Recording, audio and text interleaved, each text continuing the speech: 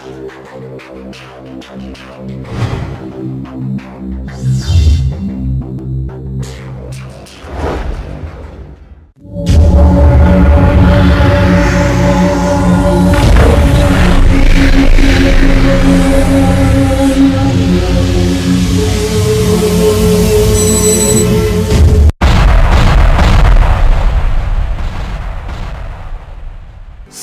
शहर सुंदर शहर या शब्दांचा अमरावती शहरासोबत आज कुठेही संबंध दिसून येत नाही। मात्र अमरावती शहराला एखादे नाव द्यायचे झाल्यास खड्ड्याच्या मधोमध असलेले हे शहर असं नाव दिल्यास वावगं ठरणार नाही। याचे ताजे उदाहरण द्यावयाचे झाल्यास अमरावती महानगरपालिका क्षेत्रातील सर्वात महत्त्वाच्या प्रभागामधील रस्ते बघितल्यावर ते आपल्याला कळून जाईल। हो, आपण बोलतो आहे प्रभाग क्रमांक 13 म्हणजेच अंबापेठ प्रभाग। हा प्रभाग साधारणतः नवाथे प्लॉट येथून सुरू होतो, तर पुढे राजकमल, अंबादेवी, शिलांगण रोड ते थेट चित्रा चौकापर्यंत ह्या प्रभागाचं अमरावतीमध्ये सर्वात महत्त्वाचे रस्ते, मंदिर, नाले आणि मार्केट येतात। सर्वात महत्त्वाचं म्हणजे अमरावतीची महानगरपालिका सुद्धा याच प्रभागामध्ये येते आणि म्हणून हा प्रभाग अमरावती शहरामधील सर्वात महत्त्वाचा प्रभाग समजला जातो। अमरावती महानगरपालिकेमध्ये आज भारतीय जनता पक्षाचे वर्चस्व आहे। मनपाचे सर्वच लोकविकास पदावरती भाजपाचे नगरसेवक आहेत आणि सर्वात महत्त्वाची बाब म्हणजे अंबापेठ गौरक्षण प्रभागामध्ये 4ही नगरसेवक हे भाजपाचेच निवडून आलेले आहेत। किंबहुना या प्रभागातील जनतेने मोठ्या अपेक्षेने व आशेने या भाजपाच्या नगरसेवकांना भरघच्च मतांनी निवडून दिले होते। मात्र आज मनपा निवडणूक होऊन जवळपास 2 वर्षे पूर्ण होत आहेत, पण प्रभागामधील विकास कामांचा विचार केल्यानंतर ते फक्त 10% असतील।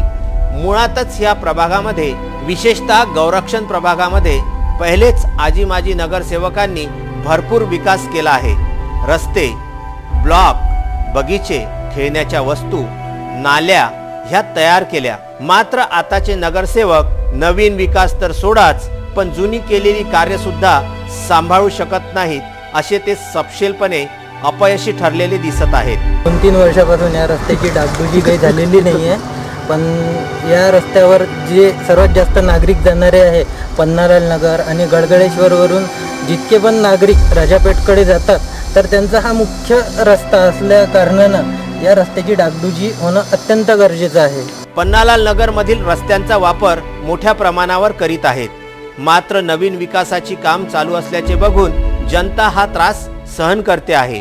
पण आपण जर ह्या रस्त्यांवरून गाडी घेऊन जावे म्हटले तर आपणास असे वाटेल की आपण चंद्रावर चाललो की काय।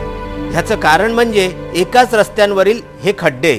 या प्रभागामध्ये शहरातील प्रतिष्ठित जवळपास 5 ते 6 शाळा आणि कॉलेजेस आहेत। हनुमान व्यायाम प्रसारक मंडळ सारखे संपूर्ण जगामध्ये ज्याचं नाव आहे, ज्यांनी अमरावतीची ओळख संपूर्ण जगभर निर्माण केलेली आहे, अशी संस्था सुद्धा याच प्रभागामध्ये आहे। अमरावतीचं नाव आई अंबादेवी व आई एकवीरा देवी यांच्या अतिप्राचीन मंदिरांमुळे अमरावतीला अंबा राहती आणि पुढे अमरावती हे नाव देण्यात आलं होतं।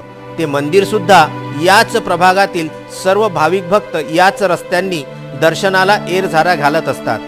मात्र तरीही या प्रभागाचे नगरसेवक साधे या रस्त्यांचे खड्डे सुद्धा बुजवू शकत नाहीत। त्यामध्ये सुद्धा ते अपयशी ठरताना दिसत आहेत। बघा काय परिस्थिती होते आहे शाळकरी विद्यार्थ्यांची, शाळकरी वाहनांची, आणि एखादा मोठा अपघात जर येथे घडला तर हे कुंभकर्णी झोपी गेलेले नगरसेवक जागे होतील का? हा बघा भूतेश्वर चौकातील हा नाला, ह्या नाल्याची ही तुटलेली संरक्षण भिंत।